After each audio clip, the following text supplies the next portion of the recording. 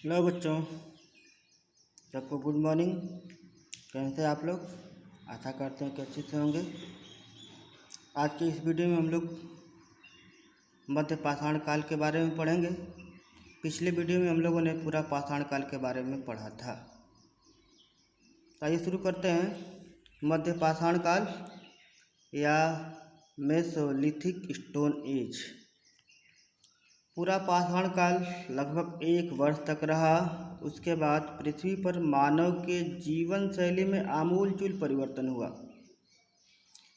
पृथ्वी पर तापमान में वृद्धि हुआ। अत्यधिक गर्मी बढ़ने के कारण जौ धान जैसी फसलें उगने लगीं। लोग गुफाओं में रहने लगे। जो देखा कि पूरा पाषाण काल का जो मानव था, नदियों के किनारे, झीलों के किनारे, खुले आसमान के नीचे रहता था, वह अब गुफाओं में रहने लगा। लोग पशुपालन के साथ साथ कृषि, खेती करने लगे। मछली पकड़ना, शहद जमा करना, शिकार करना आदि कार्य करने लगे। मनुष्य द्वारा पूरा पाषाण काल के पत्थर के औजारों की अपेक्षा छोटे छोटे औजारों का उपयोग किए जाने लगा तथा यह युग पूरा पाषाण काल व नवपाषाण काल के बीच का है, मध्य का है। इसलिए इसे मध्य पाषाण युग या मेसोलिथिक युग या मेसोलिथिक स्टोन युग कहा गया। इस काल का आरंभ भारत में 8000 ईसा पूर्व माना जाता है। दक्षिण भारत में गोदावरी नदी के दक्षिण तट के समीप साक्ष्य मिले हैं। माने मध्य पाषाण काल के मतलब तात्पर्य जो है, मध्य पाषाण काल के जो साक्ष्य हैं दक्षिण भारत में गोदावरी नदी के दक्षिण तट के समीप मिले हैं।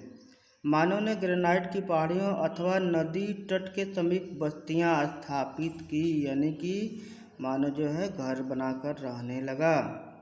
पूर्वी भारत में गंगा, सोन, गंडक और घाघरा नदियों के डेल्टाओं में मानव रहता था।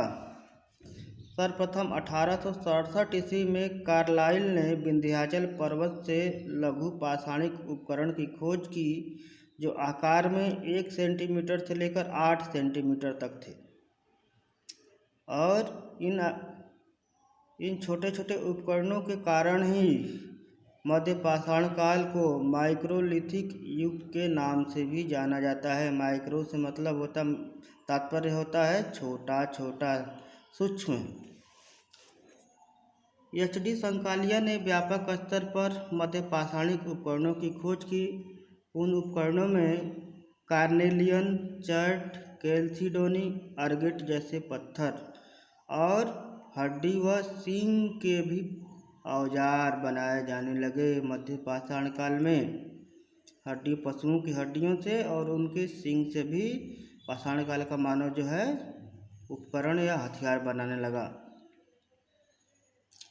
इस काल में पूरा पाषाण काल के सभी उपकरण उपयोग हो रहे थे। इनके अलावा औजारों के आकारों में परिवर्तन आया और जो आकार जो हैं त्रिभुजाकार, नवचंद्राकार, ट्रम्बलम, तीर कमान आदि थे। त्रिभुज यानी हम देखते हैं कि जो त्रिभुज के समान जो पत्थर बनते थे, उनसे मनुष्य जो है पर्वतों पर, पहाड़ों पर चढ़ के किसी जानवर को मारता था। नवचंद्राकार समलंब आकार का बनता था, जो भारी पत्थर होता था, उससे किसानों के ऊपर ऊंचे स्थान पर से चढ़ के उस पर वार किया जाता था। और तीर कमान द्वारा जो नदियों में, तालाबों में या किसी जंगली जानवर से सुरक्षा के लिए और मछली पकड़ने का काम भी तीर से किया जाता था। मध्य पाषाण काल मनुष्य की विशेषताएं जो है, मनुष्य जो आग का प्रयोग कर रहा था, अस्थायी जीवन जीने की शुरुआत हो चुकी थी और पशुपालन की शुरुआत हो चुकी थी। खाने में जौ, धान जैसी फसलों का प्रयोग किया जाने लगा। इस काल में मनुष्य जो पूरा पाषाण काल में आखेटक था, अब संग्राहक बन गया। आखेटक से शिकारी था और संग्राहक का मतलब भविष्य की ज़रूरतों को पूरा करने के लिए सभी वस्तुओं की, जीवन उपयोगी वस्तुओं का संग्रह करने लगा, एकत्रित करने लगा। इसलिए अब मध्य पाषाण काल का मानव संग्राहक बन गया। कुत्ता को पालतू पशु बनाया है? यह प्रश्न अक्सर परीक्षा में पूछ रहा है कि मनुष्य ने सबसे पहले पालतू पशु किस जानवर को बनाया? तो कुत्ता को बनाया। अब हम लोग देखेंगे प्रमुख स्थलों के बारे में। आजमगढ़ जो होशंगाबाद मध्य प्रदेश में है, पशुपालन के साक्ष्य मिले हैं। लंगनाज मेहसाणा गुजरात में है, यहाँ पे 14 नर कंकाल व चक्की पाट मिले हैं। बागौर भीलवाड़ा जो राजस्थान में पड़ता है, पाषाण कालीन, लौह कालीन और हड़प्पा कालीन तीनों संस्कृतियों के साक्ष्य मिले हैं और यहाँ पर पशुपालन के साक्ष्य मिले हैं। और तांबे के 3 वाड़ाग्र प्राप्त हुए हैं, यानी कि जो तीर धनुष होता है तो तीर का जो आगे वाला भाग है वाड़ाग्र वाला वो प्राप्त हुआ है। इससे पता चलता है कि मध्य पाषाण काल में मनुष्य ने धातु की भी खोज कर ली थी। अब सरायनार प्रतापगढ़ उत्तर प्रदेश में है, यहाँ पे 37 नर कंकाल छत बिछत संभवतः कोई बाह्य आक्रमण हुआ होगा अवस्था में पाया गया है। एक कब्र में 4 मानव कंकाल एक साथ दफनाए जाने का साक्ष्य मिला है। 8 गर्त चूल्हे जो सामूहिक निवास को दर्शाते हैं। मानव का पूर्ण कंकाल सरायनार प्रतापगढ़ उत्तर प्रदेश में है से प्राप्त हुए हैं। अब लिखैया जो मिर्ज़ापुर उत्तर प्रदेश में है, यहाँ पे 17 नर कंकाल जो पूर्व पश्चिम की दिशा में मिले हैं। उसके बाद है महदहा, ये भी प्रतापगढ़ उत्तर प्रदेश में है, यहाँ पे हड्डी के उपकरण व आभूषण मृग सिंह के छल्ले के रूप में प्राप्त हुए हैं। यहाँ पर युगल सावधान का मतलब एक महिला और एक पुरुष को एक साथ दफनाया जाना का साक्ष्य मिला है।